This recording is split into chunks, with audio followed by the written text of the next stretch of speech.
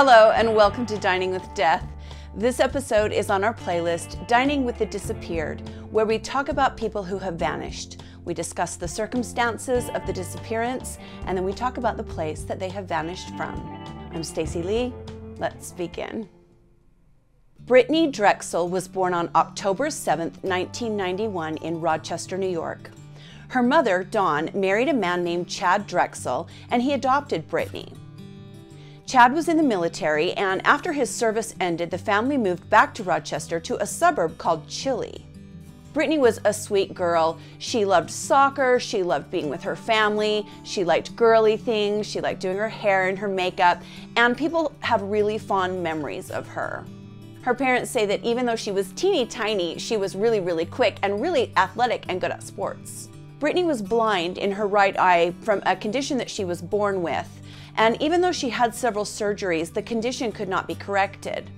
The eye had a tendency to wander, and that bothered Brittanee and made her a little bit self-conscious about her appearance, so she wore very bright blue contact lenses to kind of cover the problem, and those contact lenses give her a very distinctive appearance. Because she was really into hair and makeup and things like that, she thought she might go to cosmetology school and had even considered nursing at one point. Her mother, Dawn, separated from Chad in 2008, and it was really hard on Brittanee. Her grades started to slip, and her parents knew that she was depressed. She lived with her mom, but she stayed in really close contact with Chad and maintained a good relationship with him. In April of 2009, when Brittanee was 17, she asked her mom if she could go to Myrtle Beach, South Carolina for spring break with her boyfriend and some of her girlfriends. Brittanee's mom said, absolutely not. No way, you are not going out of state with a bunch of teenagers and no adult supervision, and I can completely understand that. Dawn also reports that she had a premonition something bad was going to happen over spring break, and this premonition was so strong that she wasn't about to budge on her decision. Brittanee was not going to Myrtle Beach for spring break, and that was that. Brittanee and Dawn argued about this for several days and were not really getting along because Brittanee was not happy with her decision, but Dawn didn't change her mind. On April the 22nd, Brittanee went to her mom and said, "Since you won't let me go to Myrtle Beach, will you at least let me go to a friend's house for a day or two?" And Dawn said that would be fine because she knew the friend that Brittanee was talking about and she knew their parents and wasn't that far away, and she felt comfortable with that. That same day, without permission and going against her mother's decision, Brittanee got in the car and left for South Carolina without telling her mother or her father, Chad. We've all done things like that. You can't fault her. We've all done things against our parents' wishes. Now, 3 days went by and Dawn didn't hear from Brittanee. That kind of surprised me, but I guess Dawn assumed that Brittanee was just over at her friend's house who Dawn knew, and that if anything was wrong, someone would surely call her. Partway through the third day of Brittanee being gone, she called her mom and she said, "Hey, I'm at the beach." Well, Dawn thought that she was talking about their local beach, the Lake Ontario shoreline area. Brittanee wasn't talking about that area. She was talking about Myrtle Beach, but she didn't tell her mom that. I think it's kind of one of those lying by omission. Well, I said I was at the beach, but that doesn't really cut it. Dawn had absolutely no idea that Brittanee was out of state. Brittanee and her friends had been staying at the Bar Harbor Hotel, which is a mid-sized hotel near the beach. Later in the evening, on the day that Brittanee called her mom, she was with her friends at the hotel, and she left them to walk about 1.5 miles south down South Ocean Boulevard to go to a different hotel, the Blue Water Resort, to visit her good friend who was also staying there for spring break. So this is a really easy scenario to picture. You've got a bunch of kids from one area and they've all gone to the same place for spring break. Some of them are staying at this hotel, some of them are staying at that hotel, and they're kind of hopping between locations and, going out to eat, probably partying a little bit and doing what kids do on spring break. Security cameras at the Blue Water Resort show Brittanee arriving in the lobby wearing shorts, flip-flops, and a black and white tank top. She's carrying a beige purse and she walks through the lobby to meet her friend. The cameras catch her again, leaving the hotel around 8:45, so she didn't stay very long at all. It had to take her, probably 30 minutes to walk 1.5 miles, and if she didn't leave until 8, and she left the hotel after the visit at 8:45, she was maybe there 15 minutes. As Brittanee walked back to the Bar Harbor Hotel, she texted with her boyfriend, John Greco, who couldn't go on the trip because he had work commitments. They were texting back and forth as Brittanee walked, and then suddenly, at 9:15 p.m., the text abruptly stopped. John called Brittanee's phone, but she didn't pick up. It was very unusual for her not to respond, so he started calling her friends at the hotel. None of them had any idea where Brittanee was. So after a while, John got really nervous and he thought, I don't have a choice, I've got to call her mom. So Brittanee's boyfriend John called Dawn back in New York and told her this whole time Brittanee has been in Myrtle Beach, South Carolina, and you can imagine how shocked her mom was, and I'm sure pretty angry.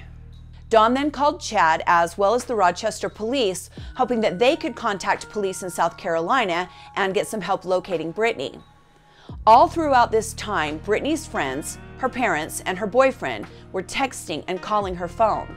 There was never any kind of reply. Myrtle Beach police began looking for Brittanee early the next morning. They went to the Blue Water Resort and found the friends that she had visited and also obtained the security footage from the hotel. The last person who saw Brittanee was a man named Peter Brozowitz, who was a 20-year-old nightclub promoter. He was a friend of Brittanee's from the Rochester area who was also vacationing for spring break. In my area, we call these people super seniors. They're people who graduate from high school but continue to hang around with high school kids and do high school kid activities, so sounds to me like Peter was a super senior. Police interviewed Peter and his friends at the Blue Water Resort, but they didn't have much reason to suspect them. Police then went to Brittanee's hotel room. All of her clothes were there, but her purse and her cell phone were missing. So the next thing they do is decide they're going to try to track Brittanee's cell phone. And what they find is really pretty disturbing. Her cell phone starts to ping on towers all along this main road leading out of Myrtle Beach, and it goes for almost 60 miles. The pings stopped abruptly early on the morning of April 26th. So that usually means either the phone went dead or Brittanee had stopped moving. Either way, it really feels like someone snatched this little girl right off the side of the street as she was walking back to her hotel. Just kind of puts a knot in your stomach, right? Especially those of you that have kids. It's just like the worst possible nightmare that you can even bring in your mind. Someone taking your baby and doing God knows what with them, and you can't find them and you can't help them. The area where the phone stopped pinging was searched for 11 days. Absolutely nothing was found. They didn't find her purse. They didn't find her phone. They didn't find her. Brittanee Drexel had disappeared. Brittanee's parents were, of course, beside themselves, as you can imagine. Dawn was on the news daily asking for help finding Brittanee. She wasn't entirely sure that Peter Brozowitz didn't have something to do with this disappearance. Dawn and Peter actually went on the Dr. Phil show to discuss the case a couple of times. And on these appearances, Peter would talk about how he was mad that this whole thing was damaging his reputation. Okay, Peter, the nightclub promoter and super senior, someone's missing. Like someone's actual life is in danger or maybe over. We're not really, your reputation's gonna have to take a back seat. Dawn then actually moved, just uprooted her life and moved to Myrtle Beach to be close to where Brittanee had vanished from and to continue looking for her daughter. Months went by and then years. No trace of Brittanee Drexel was ever found. In 2014, Dawn was interviewed for an article in which she said she believes Brittanee was trafficked, and I think there's a really good argument for that scenario. Police didn't like that theory because they said trafficking wasn't a problem in their area. Well, I have some bad news for the police. If you look up statistics in Myrtle Beach, it is a problem there. In 2016, the FBI agents who had been working on the case from the start held a news conference.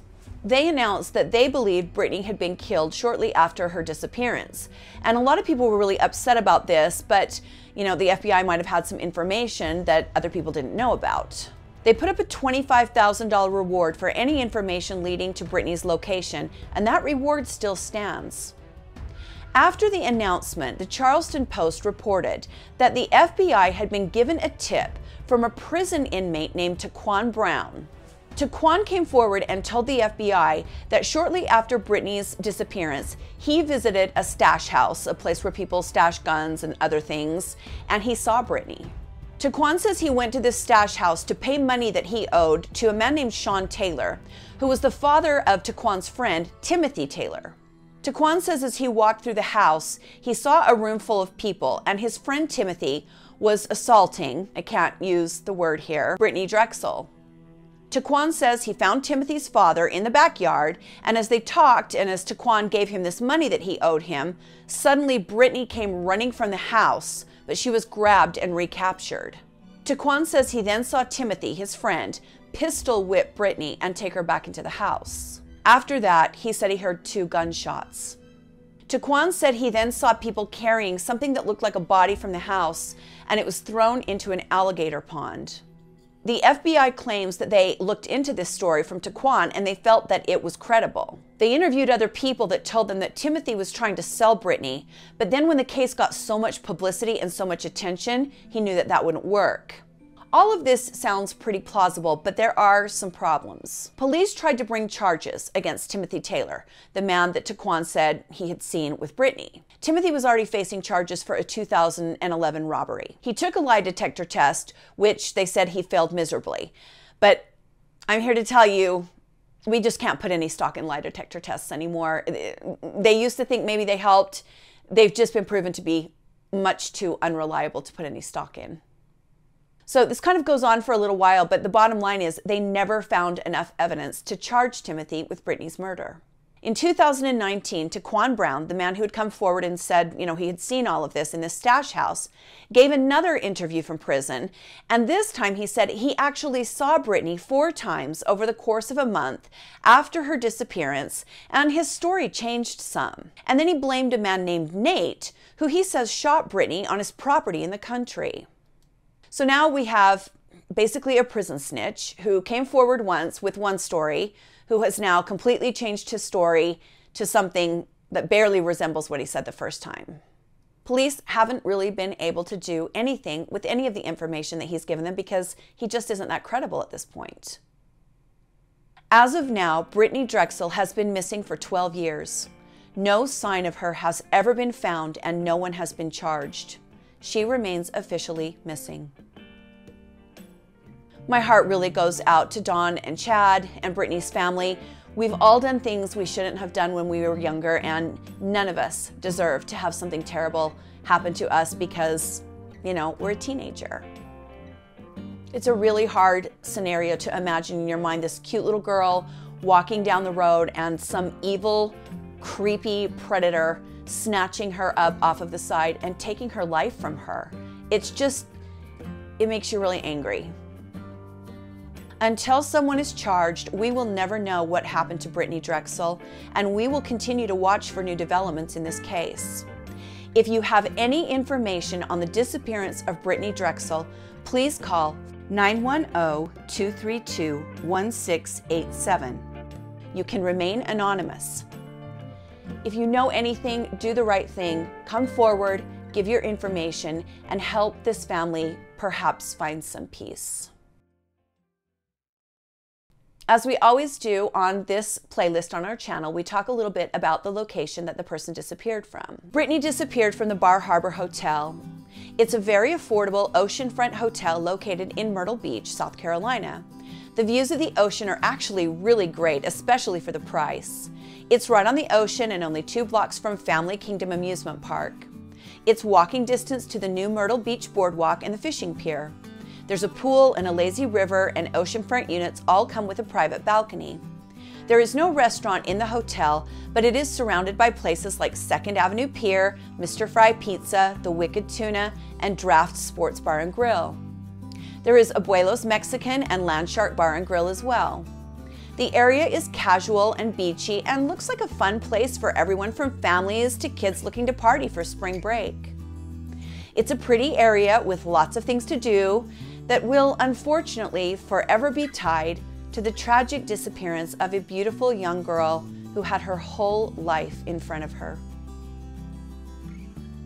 Thank you for joining me today on Dining with Death, Dining with the Disappeared. Please like and subscribe and support the channel if you enjoy it.